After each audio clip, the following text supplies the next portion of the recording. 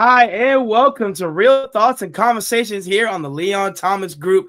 We're coming back. We're bringing this back because the world is starting to get a little out of hand, and it has been the last couple of years. But today, we're going to talk about the Charlie Kirk situation, right? Yes, So, indeed. as some of you may not know, Charlie Kirk has passed 2 weeks as of tomorrow. He was he was deleted from here on the campus of Utah Valley, and all because he used his freedom of speech. Now here at Real Thoughts and Conversation, I want everybody to realize something. Our opinions are our opinions. They're not facts. We're not siding with anybody. We're just giving our side of what we believe is going on. Okay? So I want to start out with my first question.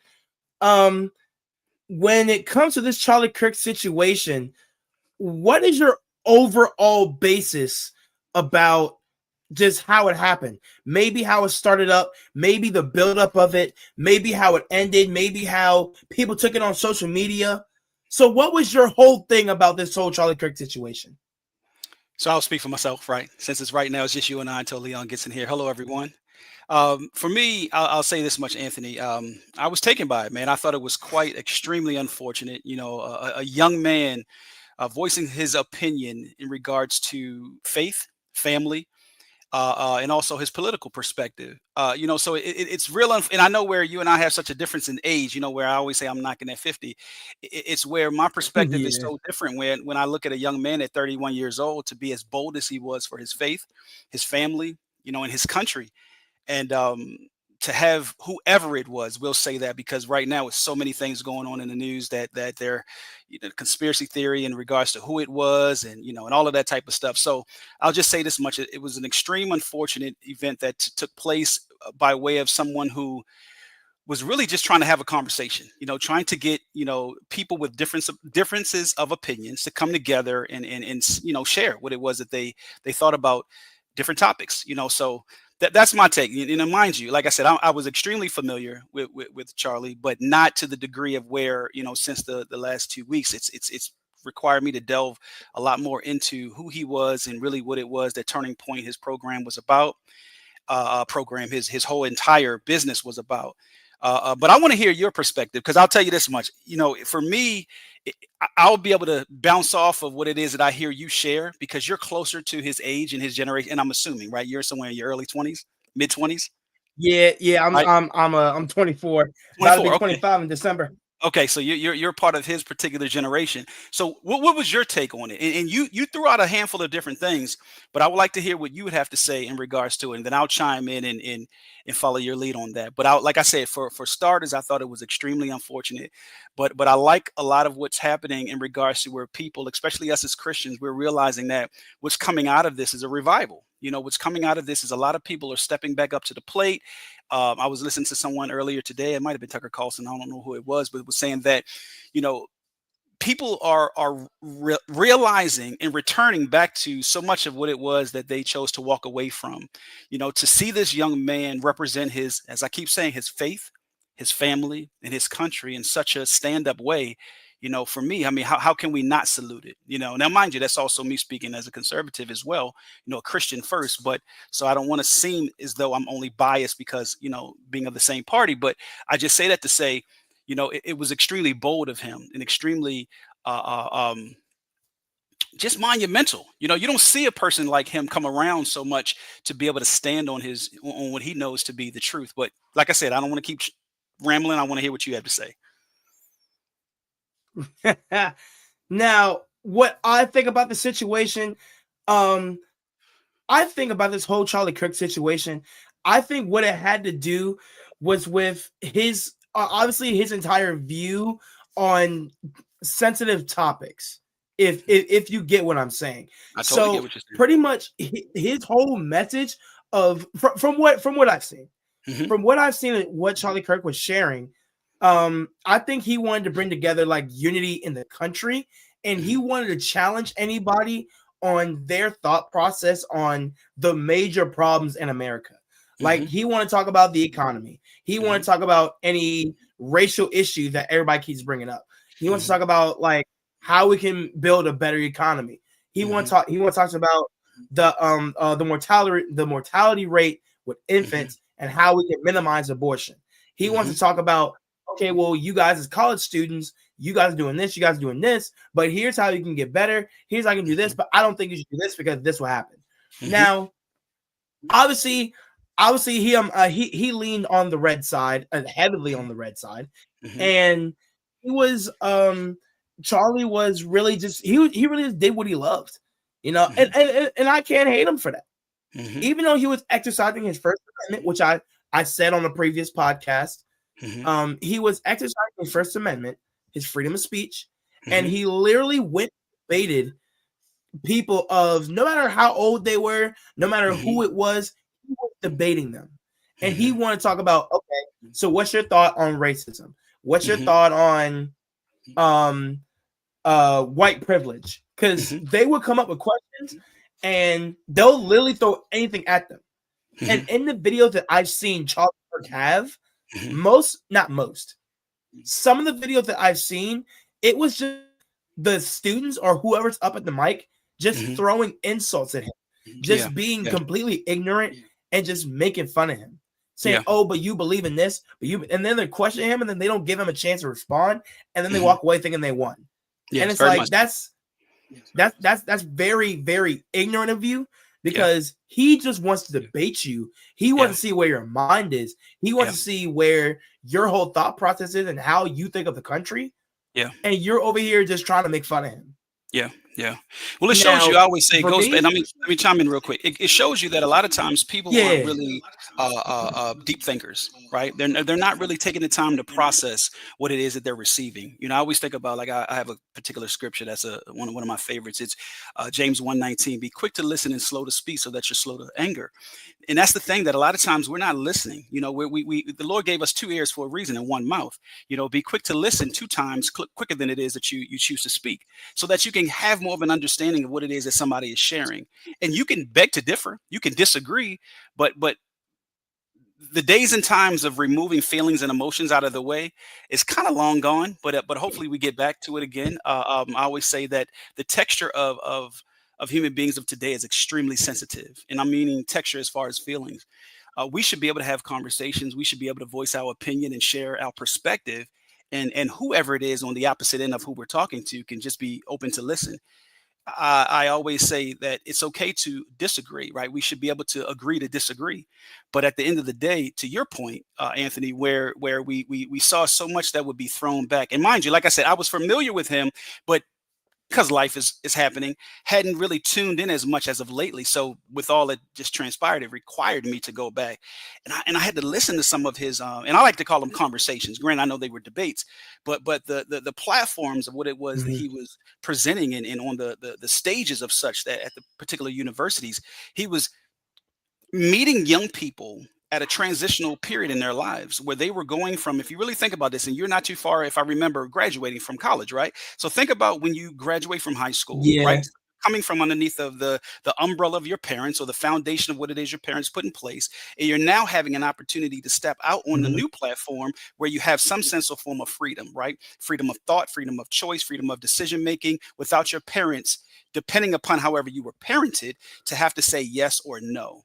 So to me, where he was, let's just say, challenging people to get a chance to see where people's perspectives were now, mind you, like you said, it was a bunch of different people. It was some adults, but a lot of college students, to the angle of where they would come from with their questions. To your point, it was just throwing stuff. Really had no substance, really wasn't coming from anywhere strong. Doesn't mean that some of them weren't, but it was such from an emotional place, right? Such from a place of wanting to feel accepted, so to speak, very much from an entitled place. And like I said, I'm from a different era, man. So all of that stuff to me goes out the window. I mean, you can have feelings, but at the end of the day, nobody really cares. Once you become an adult, nobody cares about how you feel. you know what I mean? When you think about it, doesn't mean no one cares, but it really, at the end of the day, it doesn't make or break anybody else's life when you feel like what it is that you think that you should be able to do and or say, everybody should agree with it. But go ahead. I'm sorry, man. I know you had something. Yeah, I actually wanted to build off of your point, saying that when they didn't have anything to say, they just wanted to attack him. I know earlier you were talking about James 1:19, and you kept going back to his faith. So that was a part of Charlie's whole message, is that he wanted to bring love and unity into America. But people of different religious backgrounds, people don't believe in that, and that's totally fine. It's okay to not disrespect, but to disagree with somebody. If like the most famous debate, the most famous debate on my side of the generation, do pineapples belong on pizza? Some people say, most people will say no. Some people will say yes. Some people will be like, if you like pineapples on your pizza, you're weird. Yeah, like you're weird. You don't do this. You do this. You do this. Yeah. If you don't like pineapples on your pizza, you never experienced it. You never had this. You never had this. Yeah. I think Charlie was that person, just to put it all in like a real example. I get it. Charlie was that kind of person that said, hey, you know what? I like pineapples on my pizza. And literally looked you dead in the face and would ask you, now give me a good reason why I shouldn't like it. If you don't have a reason, then I'm going to give you 5 reasons why you should like it. And then when their mental's being attacked, their intellect being attacked, now they got to be on the defensive and be like, oh, well, you don't have real taste buds. You don't have this. You don't have this. You're such a this person. And now they're calling him all these different labels and all these different names. Now, coming back to what he actually did, what he actually talked about, he just liked to touch on sensitive subjects. And people disagreed with him. But I think the bigger picture is, when people disagreed with him, they were looking at who he affiliated with, and then who how should I say this? Who he affiliated with, and how he was perceived through everybody else. Because explain. I don't know. I don't know further if you in saw that. Like social media. I don't do social media. I have no social media. So go ahead. Okay. Elaborate. Give me more. Tell me more. Oh yeah. I understand. So it's like on social media after he died, right? The fly in my room. I'm sorry, but after he died, the whole thing was the way that Charlie Kirk died and how people perceived him. It was literally 2 sides of social media. One side was celebrating that he died and calling him all these names, saying he's this. People celebrating and say, you know what? Hey, Charlie Kirk is gone. I'm about to go to the store, buy some ribs, and throw a party. Hey, Charlie Kirk is gone. I'm about to go dance with everybody in the street. Like, that part, when I saw that, I was like, that's not right. Even though if you didn't agree with what he said and what he talked about, that's still a human being. He's still a father. He's still a husband. He's no different than anybody else that you know that has that same title of whoever. It doesn't matter what he did. It's not like he did anything physical. All he did was use his words to talk to people. And nobody, I don't say nobody, but most people out there are too afraid to do that. He was, like you said earlier, he was bold enough to go to campuses and talk about the uncomfortable problems in America, but nobody was willing to listen. Not at all. So can you really hate on him for that? Well, I'll say this much. You ought not, right? I would never hate on anybody that's doing something that they love and telling you, hey, you know what? Let me go ahead and do something real quick. Let me go ahead and bring up all these problems that you experience, or maybe that's going on in the world around you that you don't see.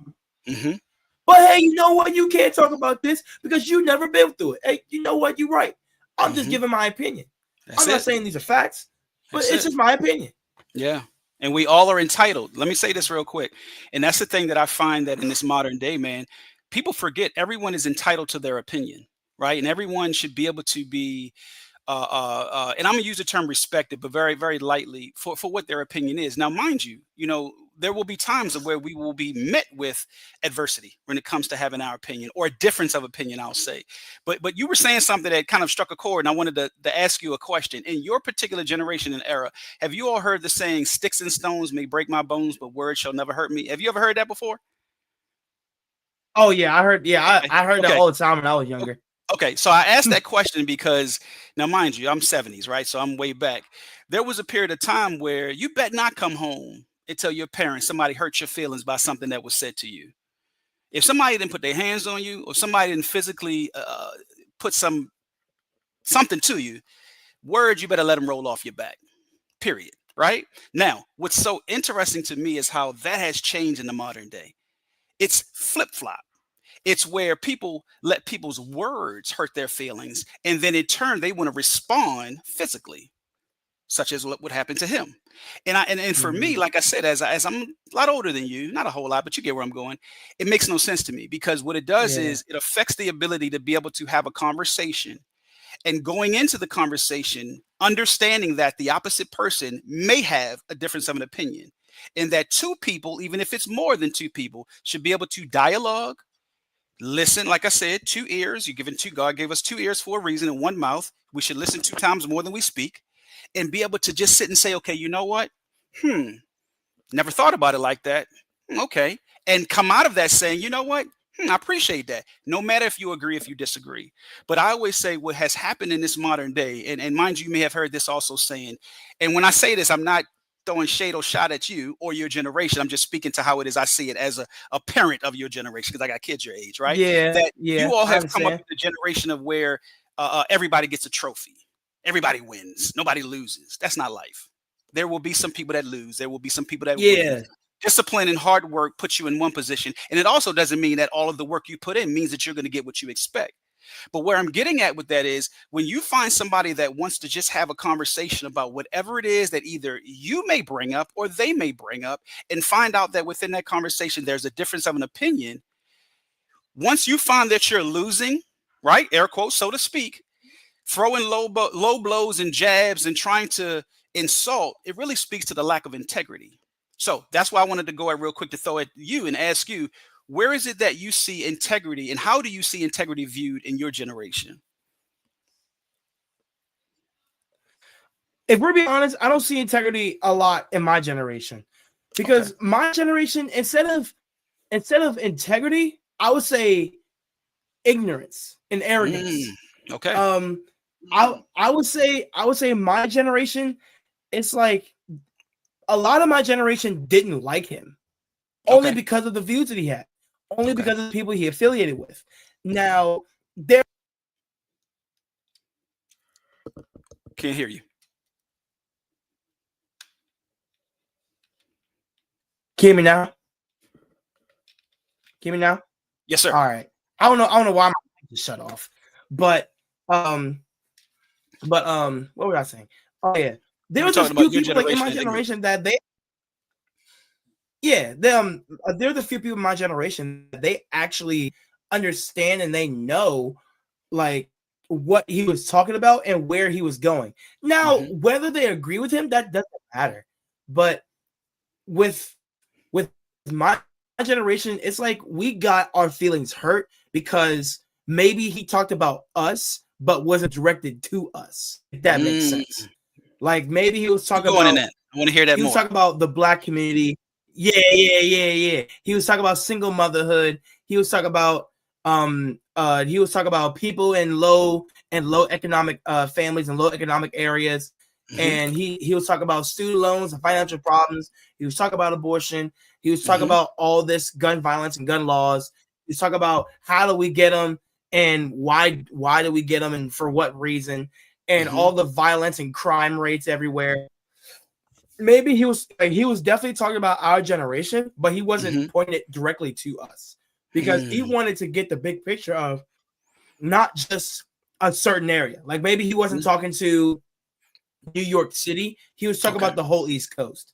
Yeah. Maybe he wasn't talking about LA, he was talking about the Hmm. whole West Coast. Maybe Hmm. he wasn't talking about the red side or the blue side, he was talking Hmm. about us as a whole, us as a Oh. society. Hmm. And he definitely tried to bring us together, but we didn't want to listen.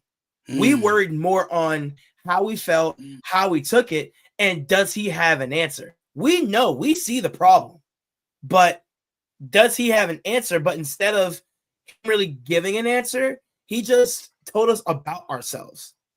Same way if you tell a friend, hey, I don't like the way you do this because that's what make you this. Or like maybe if you have like a lady best friend, right? Or like you have a girlfriend or a wife or whatever, and mhm, she said, hey, honey, does this dress make me look fat? And you say, mhm, you know what? I think your stomach pokes out a little bit and your figure is a little bit out of shape. So I would change it. You don't say that. You mm-mm, definitely have that thought in your head and you mhm, keep it to yourself. But mm-mm. Charlie Kirk would be like, you know what? That dress does you look fat, but here's how you can make it better. Now, my So, generation, in this example, my so generation is I want to make sure the I'm girl. understanding. Okay, keep going. I'm sorry. Keep going. Yeah. Okay. So my generation is the girl in that sense. She hears that yes, she is fat in the dress, but she's not hearing the solution to how to make it better. Okay. She Okay. like we want to hear what we think we want to hear. We want to hear what we Ah. deserve to hear. We want to hear solutions on how we can be better as a generation, but Mhm. instead we were just being told about ourselves. Okay. Okay. I like this. So you got, wow, I like this, man, because it's interesting that what I'm hearing you say, and I'm not trying to change the words, is that you all feel as though that he was speaking to the issue but not presenting a solution. Am I understanding that correctly? Eh, yes. Okay. Yes, So I here, because from a lot of the videos that I saw, okay. he did talk about like black community and the crime rates and how we Hmm. can and maybe some Hmm. things we can do better. But a Hmm. lot of it was just telling us about ourselves. Hmm. But maybe I missed that part, but Hmm. I didn't see or hear a lot of the solution that he had. Okay, so here's what's great about this conversation you and I are having, because we represent two different generations, right? I'm Generation Mhm. X, right? What are you all, millennials? I don't know. Somewhere in the Generation Z, I X. have no idea. I'm X. I never pay attention to all that We're stuff. about I look, don't look, we're care. about 30 years difference in age, right? Give or take 25. Anyway, where I'm Yeah. getting to where I'm getting to is this. The older you get, the more you understand that there will be times of where information will be presented to you, right? And that it's your responsibility to do your due Mhm. diligence to find the solution, right? Now, I'll give you all the benefit of the doubt in your generation. And that's why I spoke about it earlier. You all are just a little bit out of being fully dependent upon your parents, right? So when and if a conversation is Mhm. created, a platform is created, and someone is giving you statistics, right? Not really trying to tell you about yourself, but presenting statistics, presenting information that anybody can Google and find out. Because you guys are still closer to being a dependent, and I'm going to use the term a child. Don't take any offense to this, but you'll see where I'm going at with this. You're expecting I you. understand. And when I say you, I don't mean you as far as Anthony, but you all are expecting somebody to also give you the solution, just like your mom or your dad did. But what he was doing was, and this is my Yeah. opinion, doesn't mean I'm right. But what he was doing was actually acknowledging you all as young adults. You are now in college. You are now in a position to represent yourself.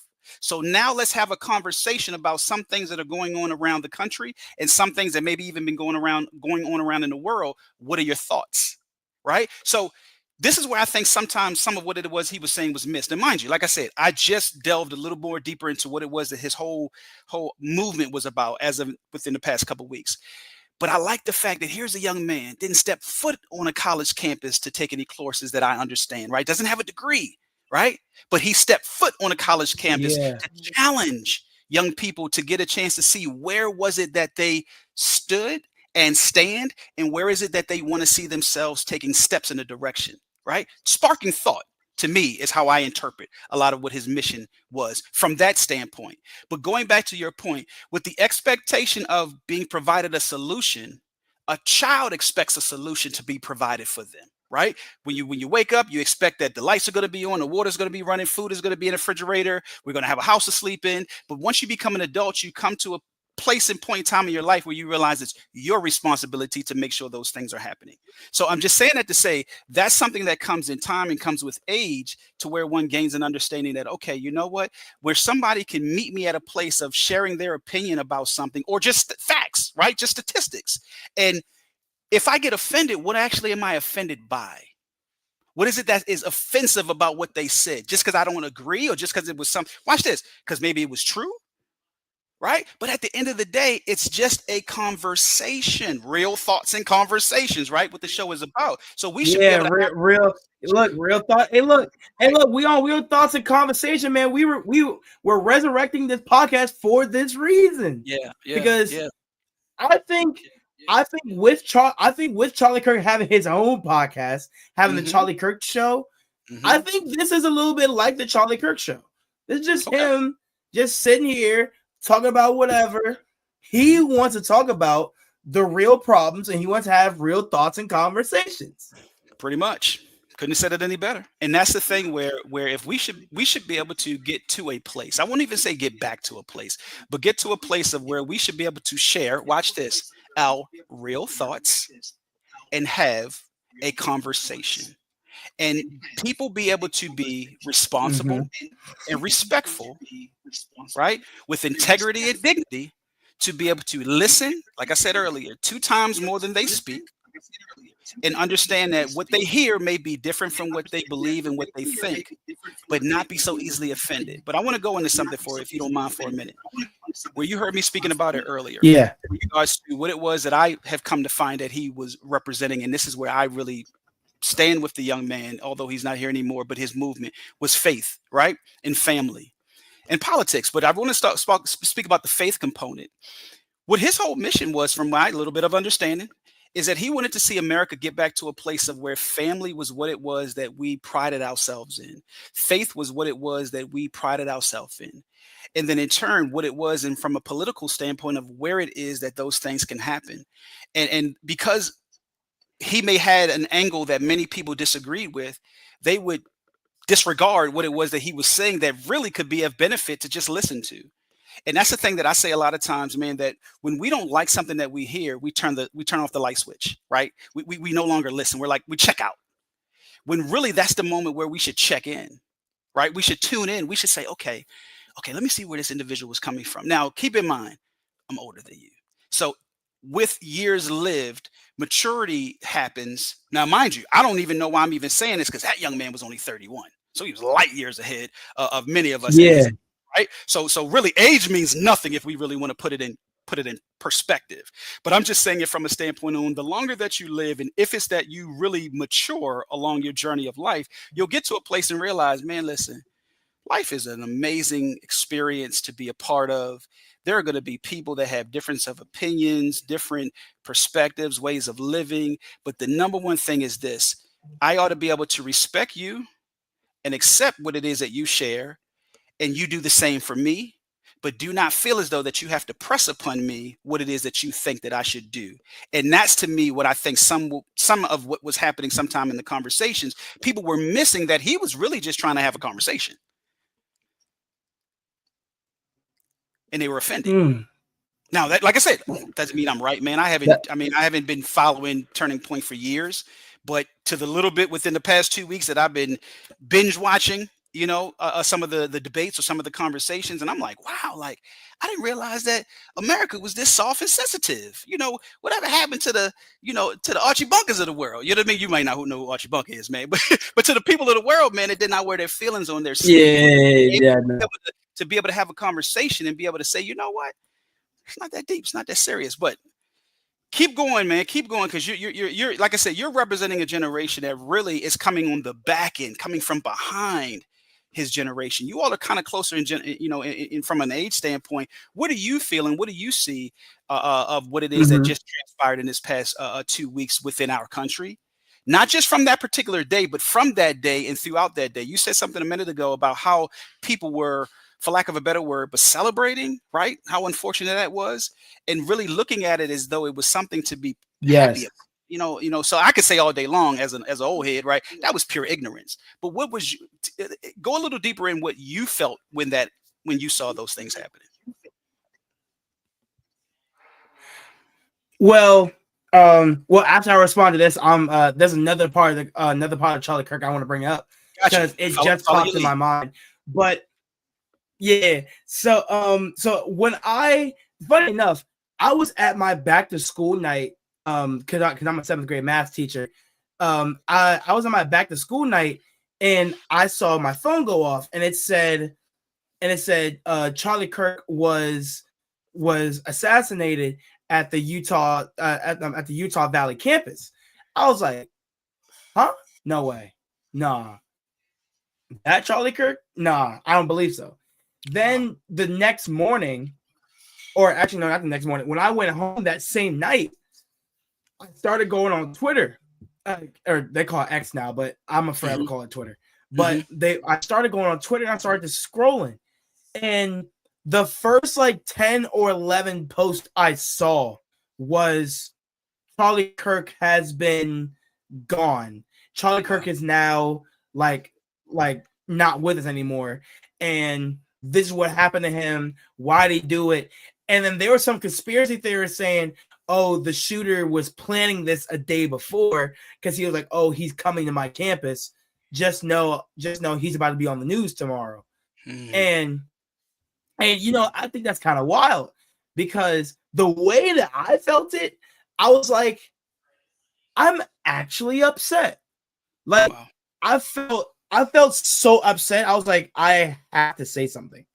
Yeah. Like, I have to make a podcast episode about it. I have to talk about it. But I didn't know how to talk about it without coming off as I support him. I was trying to come off as what they did to him was wrong. I'm not saying what I agree with him with, but the reason why, and then people celebrating it, it made me not like people. It made me not like society because celebrating someone's death is evil. Celebrating someone's death is disgusting. I don't care who it is. Yeah. It's disgusting. Now,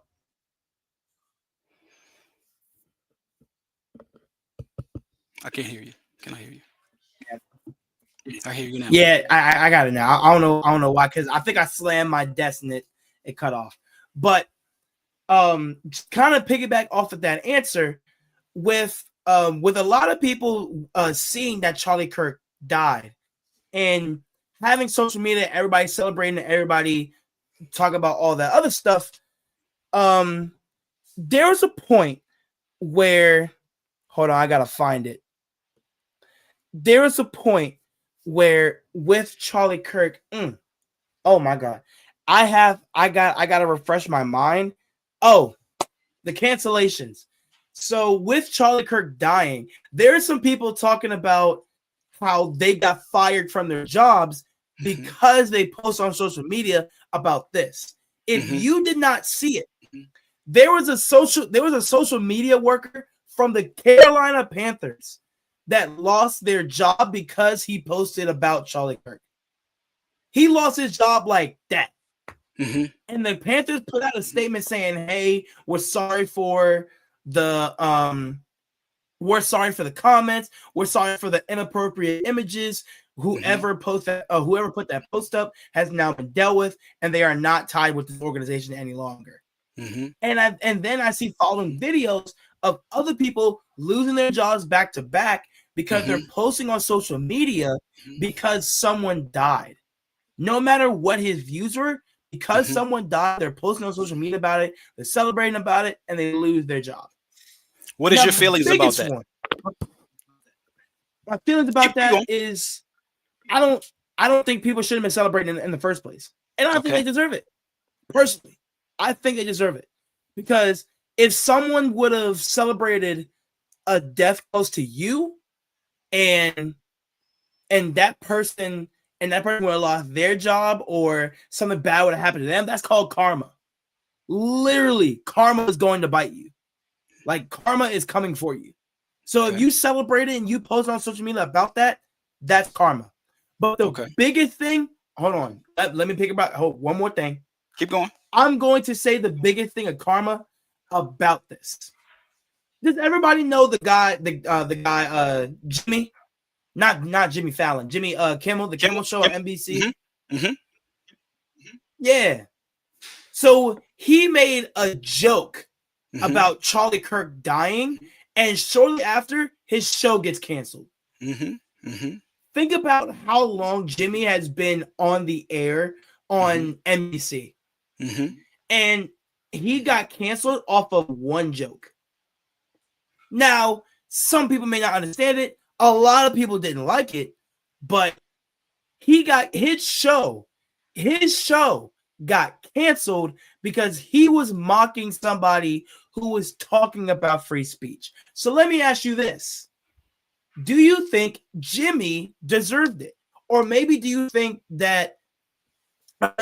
people were too soft and still too sensitive about the topic because he's been on the show for so long? Do you think Jimmy should still have his show, or do you think he was right to be canceled? So I'll say this because, to my understanding, if I heard correctly, his show was reinstated or something of that nature within either today or yesterday. So I wouldn't say that actually he was fully canceled. I like to use the terminology he was put in timeout, so to speak. Yeah. Where it's a very interesting kind of playing field to kind of walk into when it comes to the repercussions of a person's actions, right? When it comes to someone voicing their opinion about either something that they either agreed with or disagreed with. So the celebrating component that came in, or the taking jabs and throwing shots at what transpired. Here's the thing: we can clearly cross the board, just use that as a blanket statement to say it's wrong. Right? We could just say it's wrong. But I think the other side of it that we also have to keep in mind, and it goes back to, I think you were saying it earlier, to what is it, the First Amendment, right? Freedom of speech. I think that there are consequences to individuals' actions, right? So if you say to someone that you're happy to have seen someone lose their life, that's pure ignorance. So there's going to be repercussions for that. Jobs are not going to stand behind that, because at the end of the day, we're talking about professionalism. And that's what a lot of people lack today. Granted, you may have the education, you may have somewhat of the know-how to be able to do a job, but 9 times out of 10 you lack integrity, because integrity says that I can have an opinion, but I don't have to voice it. I was listening to somebody earlier today that I'm just going to throw this in. This may kind of seem like it doesn't make sense, but it will to a degree. When I was in school, we didn't know our teachers' political preference or lifestyle preference. They just came to teach. Right?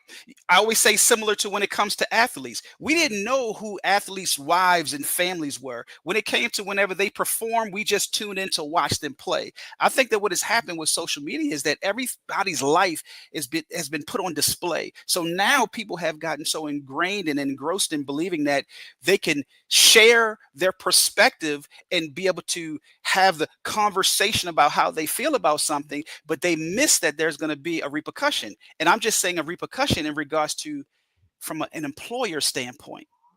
You have to remember, if you're not the boss, you can be fired. Period. So when it comes to an opinion, keep it to yourself. Talk amongst your family and friends. Talk amongst somebody with. So all of this fingering pause, all of the fingering stuff in regards to the phones and technology. I'm glad you caught it before I did, because my generation now. I'm like, right? Brother. I'm just saying, I was saying that to say, man. But yeah, keep going. Just feeling like whatever you think and feel, you should be able to express it. You can have it and you can express it, but where do you express it? You have to first think about what your livelihood is. So I want to go in this angle. I think that for a lot of young people, especially a lot, now mind you, Jimmy is a little older, let's just say a lot of people. We won't just say young people, because I don't want to seem like I'm boxing anybody in. But when it comes to the opinions that you have about what you see, forgetting that what your job is and what your job provides you to have is a lifestyle. It provides you currency to be able to take care of yourself and your family. So you have to stop and think for a second. Should I share my perspective and my opinion on a platform that there may be a consequence that comes with it? So that comes back to being able to critically think, process, right? Being able to know what it is that you need to speak to and address, or just let it kind of move by you. Right. So that's why, like you heard me say a little while ago, I don't do social media. And I mind you, some people will say, yeah, you do. You watch stuff on YouTube. Yeah, but I don't get into all of that, whatever, Twitter and Instagram. I don't need to. Look, at the end of the day, I love to have a conversation like this, right? Or a conversation not on camera. But depending upon where someone is, and I won't just say intellectually from an academia standpoint, but just either being someone that has put themselves in a position desiring to learn, right? To explore and to be able to see the world and much Mhm. more of a vast array of different, just different things happening all at once, to be able to know that, you know what, I can listen and not judge. What's that whole saying that's going? Listen, I hear this on YouTube sometimes. Listen, we don't judge. Whatever that little thing is going on. But you get where I'm going at with it, right? My ADD is kicking Yeah, in. yeah, yeah. I know But that you get what saying. I'm We saying? But it's listen, like but being we able to don't don't judge, right? judge. But being able to listen and being able to know that there will come a time where there will come. Am I saying this right? There will be instances of where people will share things that will rub you the wrong way. But Mhm. I want to go here, and I was wanting to go here a little bit earlier, but I wasn't sure if it, if the situation presented itself, and if it was where we should go into this direction. Because I'm following your lead tonight. Maybe another night I'll be who. But when we get to the faith component, right, and the Bible speaks very much about it is not a fleshly battle that we're at war with, but it's a spiritual battle. And I'm not trying to be preachy, but here's why I want to go.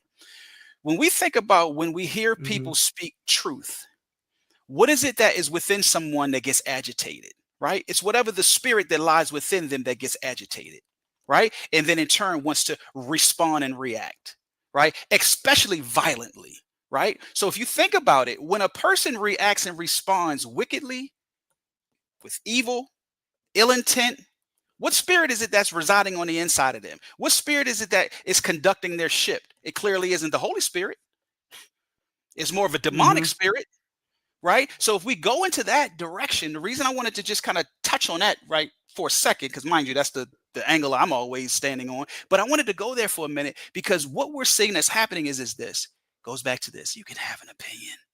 You can have a difference of an opinion, but the angle of such that is spewing it, right? That is lighting that flame up underneath of you to feel as though that it's an acceptable word or approach to have.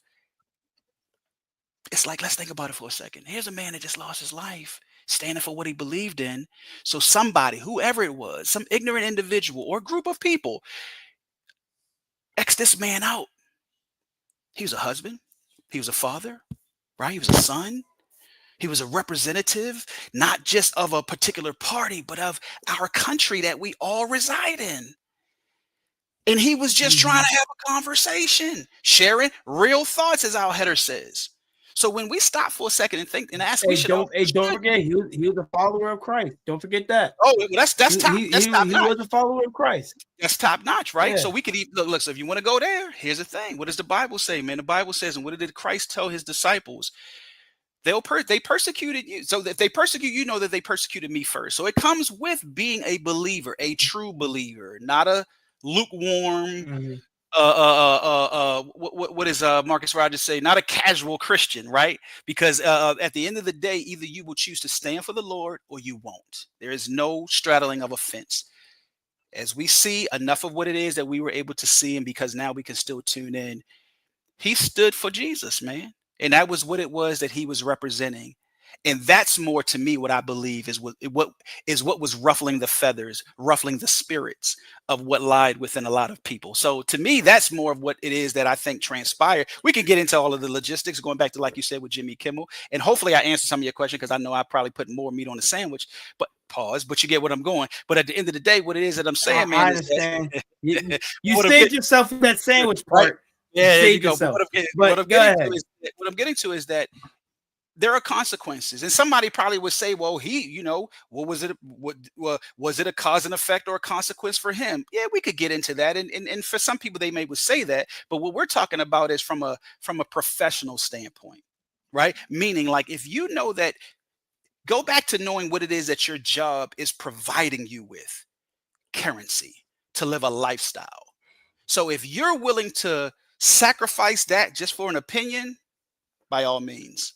But don't be mad at your employer when they say, here's your pink slip, or however they fire people nowadays. Mhm. Right? So that's the thing that I think that Yeah. for many people ought to take from this is have your opinion, have your perspective, talk amongst your friends and talk amongst whoever it is at the end of the day, where you don't have to get online and share with what your opinion is. That to me is corny. Now, mind you, I know it's the way of the world today, but it's like everybody feels like their opinion should be something that they should share for the masses. I'm cut from a different cloth, man. I come from a Mhm. different era. Whatever you feel and whatever you think, yes, you can share it, but how about first even share it with yourself to see if it even makes sense? Is it even worth Yeah. putting out there for somebody else to hear? Maybe it's not. Maybe it's not. Maybe it's better to be kept in between whatever is going on in your own head. So I don't want to go off on a tangent on that, man. Yeah. That's Because just my 2 cents opinion. how I grew up is sometimes some of your thoughts have to stay in your head. No, I was always told growing up, no question is a stupid question. Exactly. But That's even different. though there's always like a statement, either a statement or a sentence or whatever that you want to say out loud that would ruffle a lot of feathers and that could get you hurt. And that was another thing about Charlie Kirk. That was another thing about Charlie Kirk. He ruffled a lot of feathers with what was in his head. Now, the fact that he was debating about it and he knew so much about it, then you know what I'm saying? That's him. But if he didn't know about the topic, if he wanted to know, he asked him. He wasn't like, "Oh no, I know more than you." No, he didn't really do that. That's not what I got from whatever it was that I watched. So right before we wrap up for the night, and once again, I appreciate everybody for coming out and watching this show. But drop down your thoughts below in the comments. What you thought about the Charlie Kirk situation? Did you really pay attention to it? Did it really affect you in a way? Do you understand? Do you not know? You know, just drop down your real thoughts and conversations down in the comment section below. But one more thing before we step out, okay? Now, our president, I'm gonna say your president. Your president is over here talking about he wants Tylenol to be banned. Personally, I didn't see or hear him make that statement. Now, I don't know the context. I don't know what made him say that, but there's some sources telling. Your volume went out again. This mic is terrible. That my sources are telling me that Trump is saying that Tylenol causes autism. It's tied to it. And that is the stupidest thing I've ever heard. Like, that is. No. Why would you say it's stupid? Why would you say it's stupid before having? Let me ask you this: why would you say it's stupid before having done your own research to find out if it actually is true? The reason why I say it's stupid because a medication, a medicate or a pain relieving medication giving you autism, right? So the way that I think about it is this. I should get me a little segment on here and be like, let's go into Anthony's mind. I think we should do that. Okay. Jay, I hope you're listening. We should make that a thing. But I'm going back to being serious. So when it's saying that, when he said that Tylenol causes autism, the way that I think about it is this. Tylenol is kind of like a leaf. They're both pain relieving medicines. So if one relieves pain and could cause autism, then what about a leaf? What about Advil? What about ibuprofen or any other pain relieving medication? Is it only Tylenol that's causing autism? And really, what made him say that? What sources and what research did he do for him to say that? Does he have somebody that says, "Hey, you know what? This control group took, I don't know, this control group took, let's say, like another like pain relieving medicine." And over a course of time, maybe those Tylenol people, the people who took the Tylenol, they actually developed a little bit of autism over time. Now, I'm not saying it's instant. I don't know what he means by that, but I'm just going off of what would make sense to me or why he would say that. Okay. Now, again, I don't know how he said it. I don't know the context, but this would make sense to me. If he had a control group of these people, right? Obviously, they would be compensated for this project, but he would give them Tylenol for any pain they're having, and over time, they would develop small doses or small traits of autism. Okay. And maybe he would use that to say, "Hey, you know what? Now we're banning autism Now we're banning Tylenol for everybody. Now Tylenol can't be sold in stores. It can't be prescribed to doctors. It can't do any of that." Okay. So that's just my thoughts. right. That's what makes sense to me. Now, Okay. again, I don't know what he said. I don't know how he brought it up, but Yeah. that's what would make sense to me. Okay. So I love it. So here's the thing, and because you and I both we're not as totally familiar about that particular topic, that was something that Jay threw on the table for us to kind of touch on a little bit. Look, I'm all night with the pauses, right? Yeah. But you get where I'm going at, man. At the end of the day, I want to do a little bit more research. As I chimed in as you were talking, I said, "Well, what would make you what would make you say that he was stupid or that was a stupid decision to make?" But mind you, you shared your opinion. What I would say is to anybody, when we hear something, let's do our own due diligence, right? And let's find out what it is that our president has shared. Where is it coming from, right? Who in the background has provided the information for him to come to that conclusion? Now, that to me would put us all Mhm. on a journey of seek and find, right? From that angle. Now, here's another sample. Here's another side of the coin. So I throw this on the table. Now, mind you, you're 24, so this may not be something that you would have been able to see it 24, yes. over a span of time. But I'll say this much. I know this without having done much research, and I want to do some research, and I would love for us to retackle this particular topic either next week or sometime in the near future. But the numbers Mhm. within autism, or the spectrum, so to speak, has grown tremendously in the modern day. So over the past maybe 20 to 30 years, the amount of people who are diagnosed with autism has skyrocketed. Now, I'm not saying it's because of Tylenol. Mhm. I don't know. Haven't done any research, but I know, mind you, let's say this. I don't know. But when I was a kid, maybe it was that more of us weren't take it to the doctor and test it or diagnose, whatever the case may be. So that could have been the reason. But Yeah. what I'm getting to is that's the first thing came to my mind. I thought about how many people in today's time do I hear them say that their children or two of their children have autism or either are on the spectrum, or how many people that they know. So that's the first thing came to my mind. And when I heard it, and I said, I wonder, could that be tied to it? I didn't go into thinking off top, that's stupid. But not knocking you because you said, I'm just saying. For me, I didn't go into thinking that was what would make him say that. It put me in a position to say, I want to know more. So here's where I'm going at. Mhm. That's to me what I think, that whenever we hear something that we might not agree with, we ought to ask ourselves, why? Where did that come from? Let me go do my due diligence to learn more so that I'm more informed and more educated to have that to be what backs my opinion versus just blurt out my opinion by way of what I disagree that I hear. Now, like I said, not saying that that's just you, but what goes back to even our initial topic or conversation in regards to Charlie, in regards to a lot of the young people or anybody that would get into the debates with him. Many people don't stop to think and ask themselves, where is it that this individual is coming from, and what is it that they would like for me to learn and or receive from what they're saying?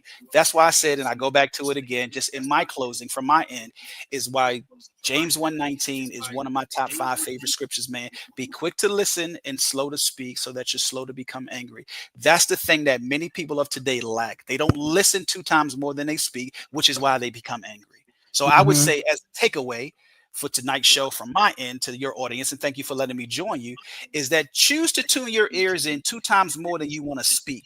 Listen before feeling like you have gathered a response to have when somebody says something that you don't like. Just listen. Now, once you've heard, and if you still disagree, cool, then speak to it. But allow yourself to hear them out first and watch how, if you approach it from that way, from that scripture, you'll nine times out of 10 be less to become angry. If that word even makes sense, right? Become angry less. You get where I'm going, right? Agitated or irritated, Yeah. and Yeah. find that at Yeah. the That end of makes the day, sense. you know what I mean? And find that at the end of the day, we all are entitled to our own opinion. And all it is that we ought to be seeking to have is a conversation with real thoughts. So that's just my 2 cents, 22 cents, as I like to say, man. So throw it back to you. It's your show, brother. Hey, look. Hey, look. That just put the name of the show, Real Thoughts and Conversations. I really appreciate your thought, the process, and your perspective on everything. I know it's getting it's getting late and we all got work in the morning. So I want to thank everybody for tuning in for tonight's episode of Real Thoughts and Conversations. What was your biggest thing about tonight's episode? Was it about Charlie Kirk? Was it about how he died, when he died, the world afterwards? Was the aftermath of him? Or maybe was it Trump saying that Tylenol causes autism? What was your biggest thing or biggest takeaway from tonight's show? You remember, your thoughts matter and your conversations will be heard. So, everybody, have a blessed night. Have a good one. Peace out, guys.